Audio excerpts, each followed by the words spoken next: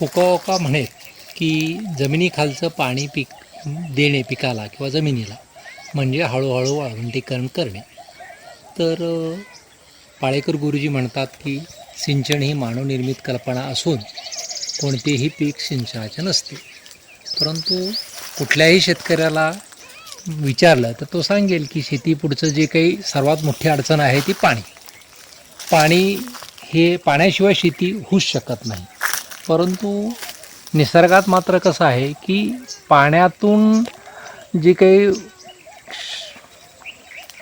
अन्नद्रव्य पाण्यात विरघळणारी अन्नद्रव्य पिकाला मिळतात. ह्या एकाच मुद्द्याभोवती संपूर्ण आपलं आधुनिक शेतीशास्त्र उभारलेलं आहे. परंतु निसर्ग मात्र काय करत असतो की निसर्ग हा तुमच्या जमिनीत असणारे पाण्यात विद्राव्य अवस्थेतील क्षार ग्राउंड वॉटरला किंवा समुद्रात नेऊन टाकायचा प्रयत्न करत असतो. म्हणजे तो वनस्पतीला ते असे क्षार कमीत कमी मिळतील अशी अवस्था असते. परंतु आपल्याला मात्र अनुभवात काय दिसतं की पाण्याशिवाय शेती होऊ शकत नाही.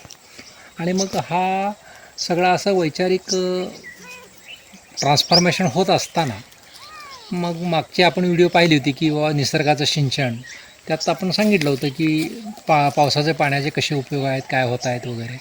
आणि ते होत असताना इथं मात्र आता हे आमचं जुनं इथं 2-3 झाडं आहेत.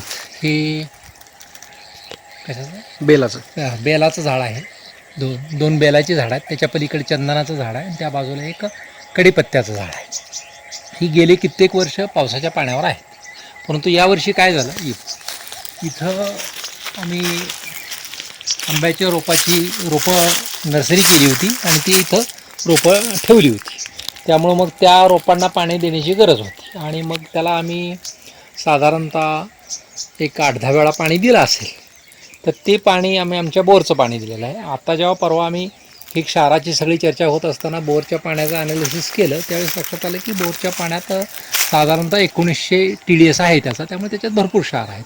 त्यामुळं असं इथं जवळजवळ 50,000 लाख लिटर पाणी दिलं गेलं. त्यामुळं इथं त्या हिशोबानं जर गेलं तर आपण 2000 TDS धरला आणि एक 50,000 लिटर पाणी धरलं तर जवळजवळ इथं 100-150 किलोपर्यंत वेगवेगळे क्षार इथं गेले. त्यामुळे त्याचा परिणाम म्हणून मग आत्ता जे दाखवलं आपण वरती, आता इथं पाहिलं तर ही अशी पानं करपलेली आहेत. वरती पाहिलं तर पूर्ण पानं अगदी करपून गेलेली आहेत. दिसत आहे इकडे या अशा जरा.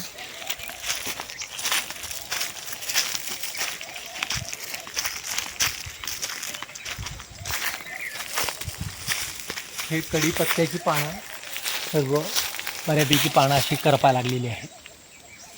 इकडे आपण आलो, हे चंदनाचं झाड आहे, बरेच वर्ष जुनं आहे. ते आता दिसणार नाही इथं, पण शेंड्याची वगैरे पानं खूप खराब झालेली आहेत आणि गळलेली आहेत. त्याचा खाली दिसतं का, ही हिरवीच पानं बरीचशी पानगळ झालेली आहे. आता हे त्या जे काही थोडंफार सिंचन तिथं काही कारणानं झालं त्यातील क्षारामुळे हे नुकसान झालेलं दिसतं. आता इथं त्याच वेळेस आपण पाहिलं तर हे चंदनाचं झाड आहे, याला काही फारसा प्रॉब्लेम नाही आहे. हे चंदनाचं झाड आहे की त्यालाही काही फारसा प्रॉब्लेम नाही आहे.